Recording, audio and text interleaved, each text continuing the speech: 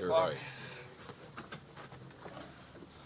I pledge allegiance to the flag of the United States of America and to the republic for which it stands, one nation, under God, indivisible, with liberty and justice for all.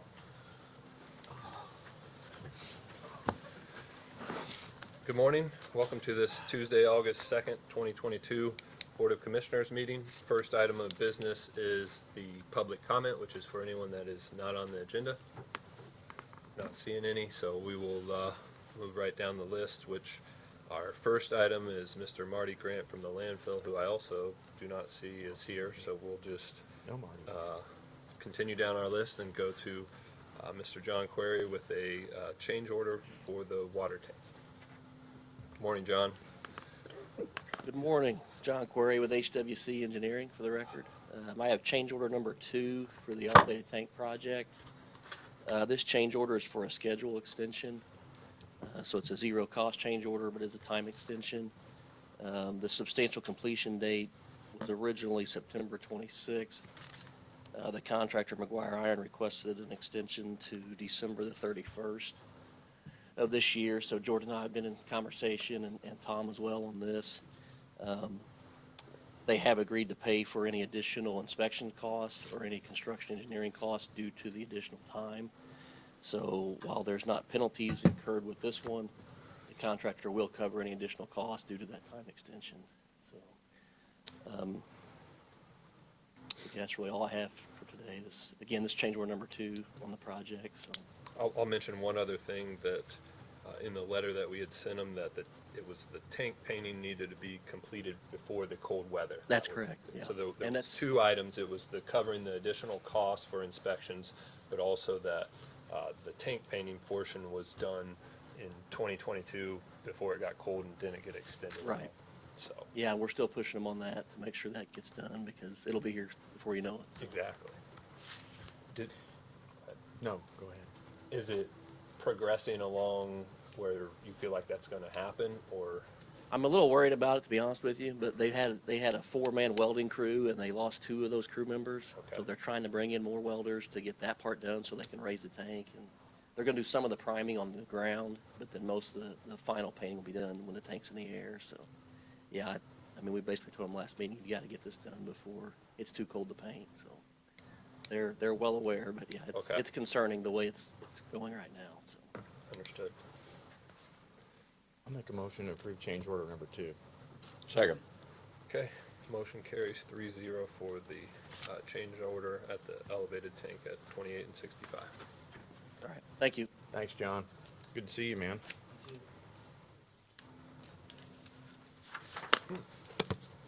Well, then I don't see the next person on the agenda here either, so we will just keep moving down the list, and we'll circle back around if they show up. So next we will go to Rick Campbell with a highway update. Rick?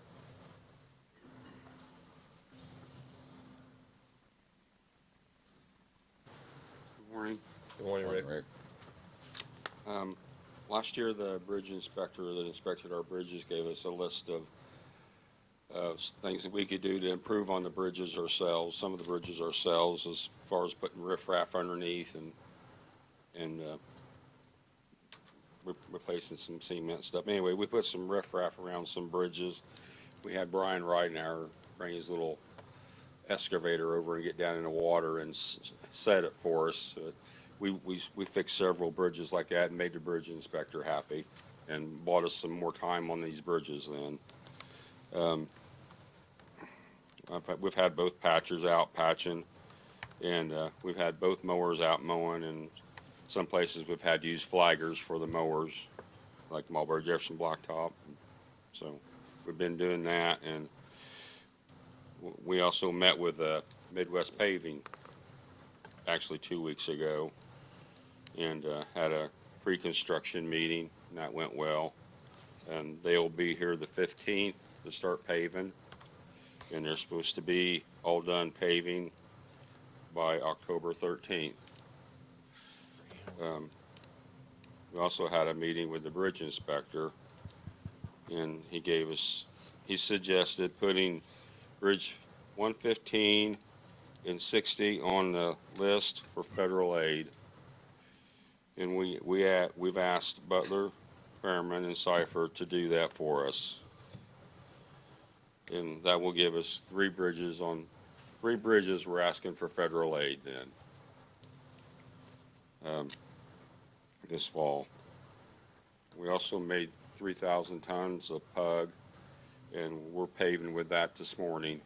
We're out on 1,000 east, in between 300 and 400 south. We're gonna pave that road, that mile of road, and we're gonna go pave 400 north from 1250 east to 1380 east at least.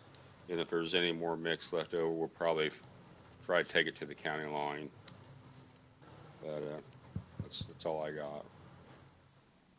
Midwest Paving, is that 800 West?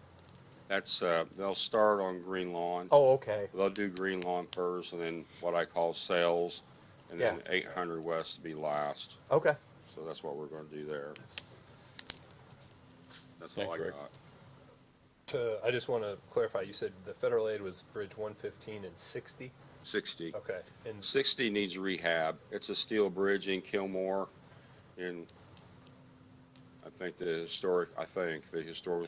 historical society won't let us tear that one down, so we have to keep rehabbing it. okay, and that's for, just to clarify, applying for federal aid this fall, which would actually be 5 years down the road. Right, So 2028 right. is when those Right. bridges would be, the work would be done. Yes. Okay, thank you. Any other questions? I do not Good. know. Rick, thanks. Thanks, Rick. Did I say something wrong? Nope. Okay. No, Oh, the okay. the door just opened on its own. Sorry, I got distracted. It happens That's- It happens easily. Spooks. Yeah, it's haunted. Okay. Next up is Liz Stitzel with an area plan update. Morning, Liz. Good morning. I'm not sure how I feel about the county poltergeist either, but I don't have a whole lot for you guys this morning. We're continuing with the beginning construction up in the solar farm. Just routine enforcement. Unless you've got something for me, I won't eat up a whole lot of your time. I do Nope, not. I don't. Thank you. Nope. All right, Good. perfect. Liz, You guys have a great day. No, Thanks. you too.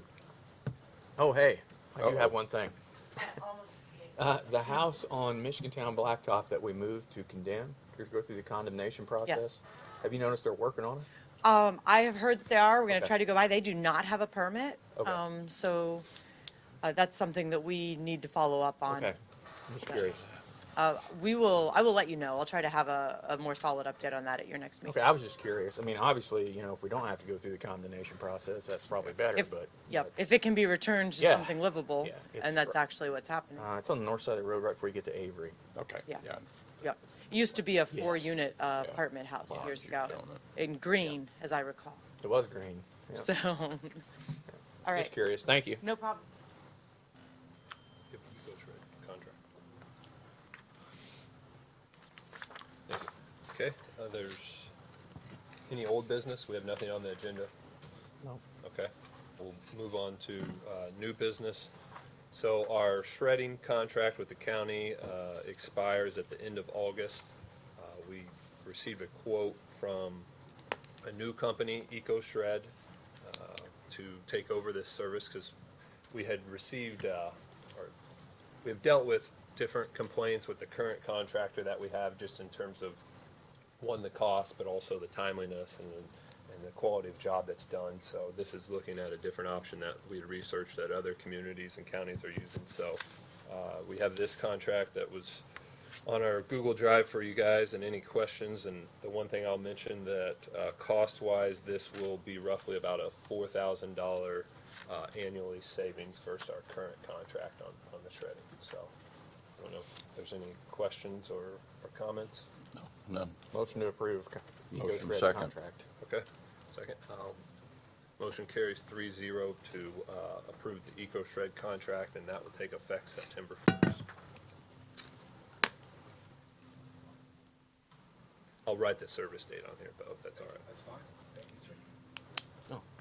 Yeah, it's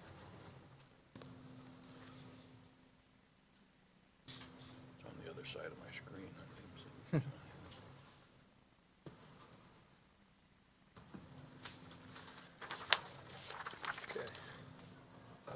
I had two other items that were not under new business to bring up. The first one is, found out late last week that back in December, we had signed up for, the state was in litigation over the opioid settlement, that it was a nationwide with the pharmaceutical companies, and there was 46 states that participated, in Indiana being one, and Clinton County signed up, and so we received documentation of what funds will be contributed to the county. So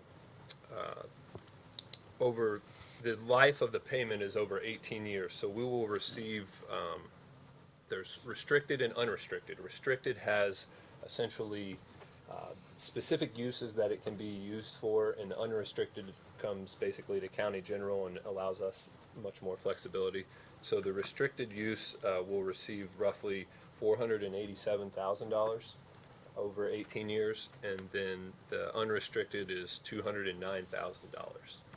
And so I guess one thing that I wanted to bring up that we probably need to look into and discuss is, for the restricted use, is setting up a fund that's specific for those dollars that come in, so it's tied to something. I do that. And then another item with that is the engagement with community partners, as well as our medical personnel, Board of Health, EMS, to figure out the best use of these funds.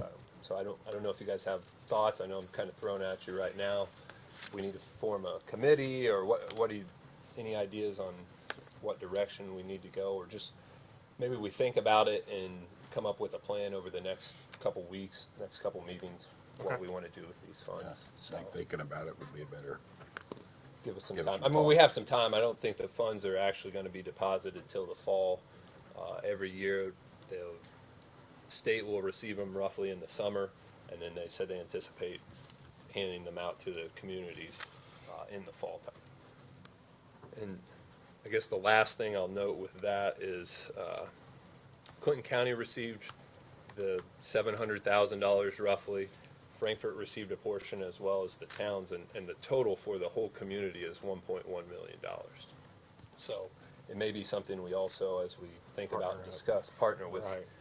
We received the largest portion. Some of the smaller community towns didn't receive as much, and we could find ways to partner up to best use those funds for the community, so. Okay. The second item I have is in regard to, as many of you know, about 15 months ago, we took the action of the injunctive relief with Tippecanoe in regards to the commissary fund and the commissioners, and the judge person had a ruling in regards to the nepotism policy that he came out with about a month ago. And our interpretation of that policy, he said, was inaccurate, because we viewed it that it was restrictive enough on terms of who could be the jail matron. So this is going to be the first reading of Ordinance 2022-08, which is an amendment of the nepotism policy going forward, and that's an amendment of the original ordinance, which is 2020-12-06. So I'm going to read the changes to it, and I will also highlight that by statute, there's two exceptions. There's an exception for the jail matron, but there's also an exception for the coroner. And that exception allows the coroner, as his term is expired, to then have a family member take over as coroner, and he be hired as a deputy coroner. So this nepotism ordinance would address both of the statutes to make them more restrictive here in Clinton County. So the first item change would be under number 3, and I'll skip the part in terms with the IC code, but I'll go straight to the language that it's changing. It's the sheriff's spouse may not be employed as prison matron for the county, and the spouse may not otherwise be in the county sheriff's direct line of supervision. Item 4, which is in regards to the coroner position, says whose successor in office of the coroner is a relative of the individual may not be hired in the position of deputy coroner of the county and be in the county coroner's direct line of supervision. So both of these would address the two statutes that allow that. so that they're more restrictive here in Clinton County going forward. Comments, questions, thoughts? Not at this point at all, no. Okay. So that's the first reading of that ordinance. We will look to address it at the next meeting.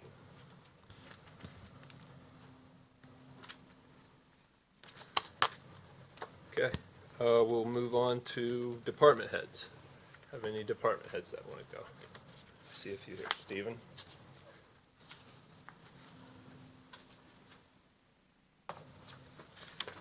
Good morning. Morning, Stephen.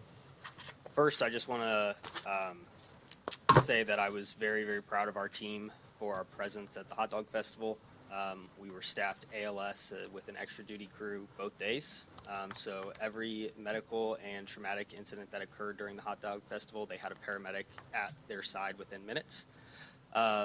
We helped mitigate a handful of calls. All said and done, we passed out 240 water bottles and 600 popsicles for free for the community. So just very proud of our team. And then, more importantly, as you know, through our conversations, getting net neutral is of significant importance for EMS's future. We've implemented a handful of billing changes since May, as well as some mandatory billing training for our employees. And over the last 3 months, we have brought in our highest total in a 3-month period dating back to January of 2019.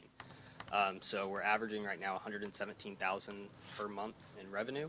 And right now, or in July, we brought the second highest dollar amount ever in for Clinton County EMS. Stephen, I'm curious, when you say net neutral, tell me what that means. For our budget to reach net neutral. Why, who has indicated that that's of importance? Well, right now we're operating at like a net deficit, and so Name a department in Clinton County that's not operating at a deficit. I can't speak for any other department. Just yeah. I don't know where that's coming from, but I am wholeheartedly not in support of that. It's okay to get close, but there's no reason you have to be. Okay. So we worked really hard to get rid of that mindset. Okay. I mean hard, for 5 years, and now it's back. And I'm not putting up with that. Okay. So you don't have to be net neutral. You're not there to make money. You're not there to break even. You're there to provide a service. So I think I know where that's coming from, and I'll deal with it. Understood. Okay. That's all I have to add. So, thank you guys. Stephen? I mean, we worked hard Yeah. to get away from that. Maybe I'm And it's not, misinterpreting. I know it's not coming from you. Here it is creeping back in. And I mean, we busted our ass to get away from that. I'll be at the next council meeting. Okay. For the record, I would just like to say it's not that I'm feeling pressure to reach that. It's just the understanding that is there, I guess. Yeah. I think and you're maybe being I'm pressured. interpreting. So I can tell you that I was very pleased with the efforts that I saw with you guys on Friday and Saturday here. They looked very professional. They acted very professional. A good representation of your department, in my opinion. I think very well done. thank you. Yeah, I'll piggyback off that. I received multiple compliments. I did. Of just how professional you guys were and that there was a presence for EMS at the event. So people were very excited to see that. So thank you Yeah. for doing that. And Yeah. Well done. We'll be coming up with excited to that be back idea. next year. Good job. Thank you. Thanks. We'll finish department heads and then I'll circle back to Nancy. So do you want to go next, Renee? Good morning. I had emailed Jordan and Jerry, so they're aware, but to keep you guys up to date. So our Mevo phones, that is our backup to-go kit, so that if we had to evacuate our building, those were delivered. So Tim came down yesterday. I'd asked him if he would help me because they have to be unpacked, and we will have to test those every month. And I knew some of the things, I would probably need some technical assistance with just the first time and getting up and going. So we did that, and we think there might be an issue with the SIM card that Tim's talked to Jerry about. But hopefully we will be able to have that, and I hope we don't have to use them, but we will. There's a monthly, like those will be tested every month. Like we have to document that, and make sure that they are operational so that in the event we need them, they're going to work. So once we get it up and operational and I train everybody, I'll probably do a press release and show, so the community knows, what we have available. So I'm excited about having that. What else? Last week, we've had a couple here recently in the last couple of weeks, some site trunking issues that we have not had in months. Friday, it started Friday afternoon around 2, and it was my worst nightmare. We have the hot dog festival, thousands of people in town. I was in contact with IPSC. I was in a panic, because we can still communicate, but it's not ideal in site trunking issues. I was on the phone several times with IPSC. They had contacted AT&T because usually when we go into site trunking, it's an issue with the T1 line, and all of that's completely out of our hands, but it's also very frustrating I am a control freak, I admit it, and it is, I don't like not having that control and being able to fix something right away. I ended up in a conference call with like 4 people from IPSC with the state, and we came up with a contingency plan. We had District 4's communications vehicle on standby in the event that we did lose communications, just because we have thousands of people. It was not the weekend to be having issues when we have all of this, this large event. So, in the short of things, they figured out what the issue was. It ended up being a Frontier cable issue and not AT&T, and that's been taken care of. So, that's behind us now. So, I think other than that, I really don't have, it was just Friday was just like the perfect storm of lots of things going on. So, but, other than that, I don't think I have anything. So. When did that get resolved? It was on and off, but then by Saturday, early afternoon, it was resolved. Yes. When I had talked, like 10 o'clock Friday night, I had talked to the AT&T technician, he said back in the day, they handled everything, but now AT&T has all of these different departments, and he felt like it was probably water in a cabling somewhere, and that goes to a cabling department. And so he had to pass that on to them. And so, like I said, it ended up being a Frontier issue. So, but that was taken care of, and I got the email early Saturday afternoon. So, Because I think the courthouse went down around 2 o'clock, didn't it, or No, it was Was it- like 10 a.m. 10 a.m.? Was it that early? Yeah. so yeah, it was just a multitude of things Friday that kind of compounded and a little bit of made me nervous. Yeah. So, but it's okay. We got through it. Good. Okay. Thanks. Yep. Okay. Thanks. Yep. Any other department heads? Okay, seeing none, we will we'll jump back up to the top. I see Nancy Elsey is here, so we'll have her give a animal control update. Good morning, Nancy. Sorry, gentlemen, my car is at Jerry's and I'm on foot. Oh. So I had to run to the extension office and borrow a car. So, animal control is working very well as far as I can tell. We have anywhere from 1 to 5, 6 calls a day. We operate from 8 to 5, Monday through Friday. We did have a part-time animal control person who has resigned and is now working in Carroll County. So we are in the process of looking for another part-time person to handle that, but we will handle calls on the weekends for emergency situations. We have been picking up a tremendous number of strays, which is not unique in the spring and summer. We get 5 to 6 a day that are either brought to us or we go out and pick up. So our numbers actually for animal control are up just because of the number of strays that we're getting running all over everywhere. So we've had some injured animals, but we have taken care of them. We have Paw Pals, which does all of our medical when we have an animal that needs that kind of care. We do after-hours calls, but we do them for police request and an injured animal generally. We have gone out to pick up an animal that a business has captured and has been running around their place and bothering their employees and their customers. So we've gone out on them in the evening. But generally speaking, when we get a call that people have learned that they're going to have to contain an animal until the next day, and most people do. We've had some instances where we've had animals dumped at the shelter. They've been dumped outside the shelter. We just had a little dog that was put inside one of our runs, which is great. I mean, we didn't have to chase him all over everywhere. So we're trying to get that word out.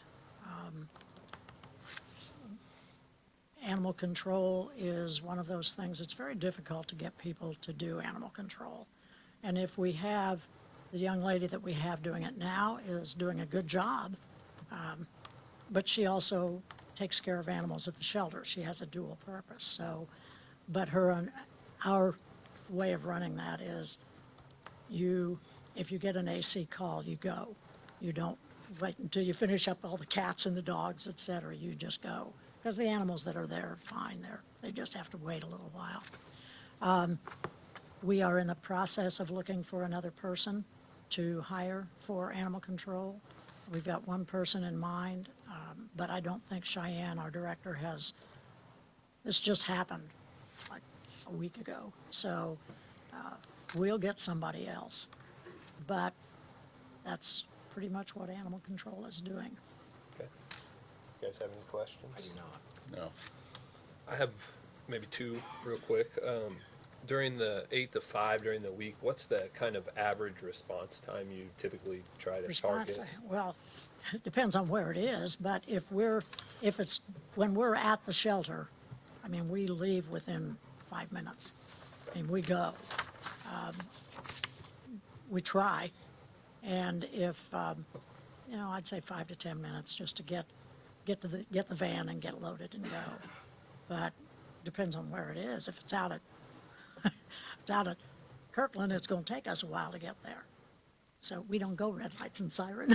We Yeah. just, But typically within typically, 6 hours or so from a call, or much significantly sooner less? than that. I mean, if somebody calls us, if she dispatches us at like 8 o'clock in the morning, we're usually out there by 9 Okay. and getting the animal. And there are times when people call and a dog's just running around. We don't go on those because we spend, that German Shepherd that has been loose, that got away from a lady that adopted it, and I don't think we've ever caught that dog. It's just, Elusive. we've tried to find where she's staying and Yeah. hiding, and we were going to set traps, but she don't stay in a place long enough and come back to places. And people feed her here, there, and everywhere, so it's almost impossible to catch. So, The follow-up question I had, do you track the calls by like township or? yes. Well, not by township. Not by- We track, our program allows us to track city and Frankfurt, Kirkland, all the Okay, incorporated other towns. towns. And then we probably can break it out because we have addresses. So we could probably break that out. But most of our work is within the city of Frankfurt or right around Frankfurt. But we cover the whole county. Yeah, and that's what I was kind Yeah. of just curious what the breakdown in terms of, how much Probably, northwest, southeast. in yeah, terms of probably calls. 2/3 of our calls are within Frankfurt, Okay. that's a lot quicker for us to get to. Yeah. But that's been about the breakdown, 2/3 and 1/3 out in the county, Okay. So 2/3 the city? in the city. Mhm. Oh, That's a ballpark, but we're, Close. just most of the time when we pull up our stats, it's pretty much 2/3 of the animals come from Frankfurt. And our return rate, we have a very good return rate, because as soon as we get an animal in, animal control takes a picture, sends it to Paw Pals and to our website or our Facebook page. It's put out there immediately, and I would say 50% of those dogs are picked up within 24 hours. But we charge Yeah.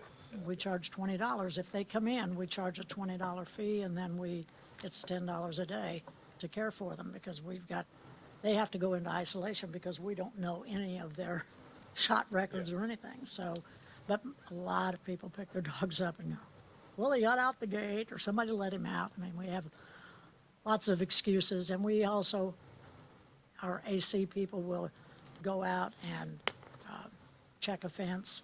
If we have a repeat offender, we go out and look at their fencing to see what's going on and give them suggestions as to how they can keep their animal in.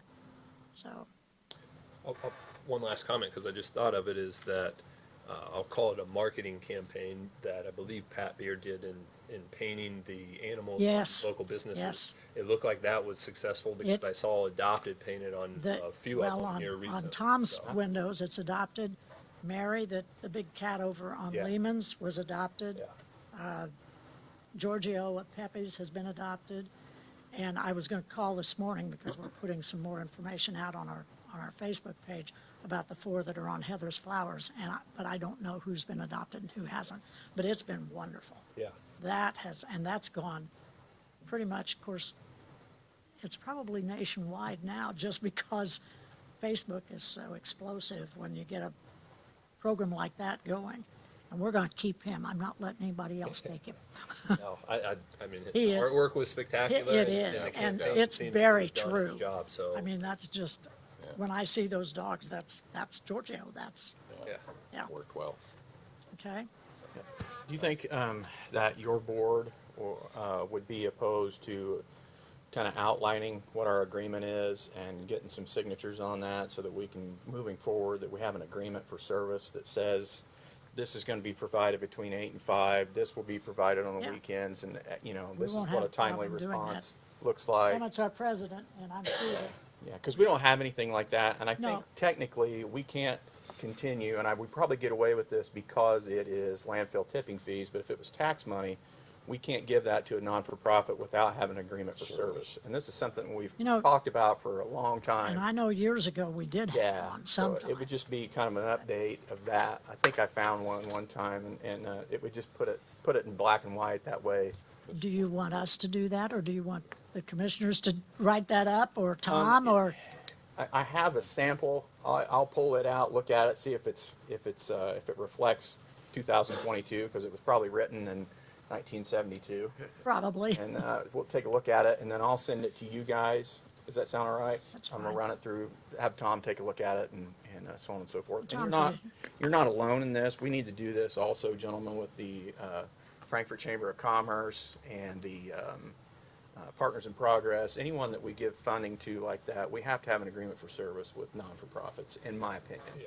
Because if not, we've lost control, and we don't know what they're, those two entities are heavily, heavily funded, and we don't know when it's going, Yeah. what's happening, anything like that. Nobody reports in, so. It's always good to have documentation Right. and contractual Well, there for documentation. quite a while, we were doing it, we were coming up here every month to Right, document. right, but- right. But then we got away from that because it was just I getting to understand. be repetitive, but, Yep, yeah, okay, great. okay? Yep, sounds good. No problem, thank you. Thanks, Nancy. I think we did it when we did something similar when we funded Project 180. We had to have something in Yeah. writing in order to do that, so. Okay, we will go back down to the bottom here, commissioner reports. If you have any reports from, I have none. I really have nothing that needs to be. okay, I covered mine there earlier, so we will move on to claims. We have claims dated July 22nd in the amount of $19,305.33. Claims dated July 29th in the amount of $61,874.88. Biweekly claims dated August 2nd in the amount of $647,011.90. Court claims dated August 2nd in the amount of $37,999.15. Do I have have a motion to approve claims? So moved. Second. All right. Claims approved 3-0. We have payroll for July 15th in the amount of $445,986.78. So moved. Second. Motion carries 3-0 to approve payroll. Then we have regular minutes dated July 6th and July 18th of 2022. We have joint executive session minutes dated July 15th of 2022. Administrative meeting minutes from July 18th and July 29th to approve. All right. Motion to approve. And second.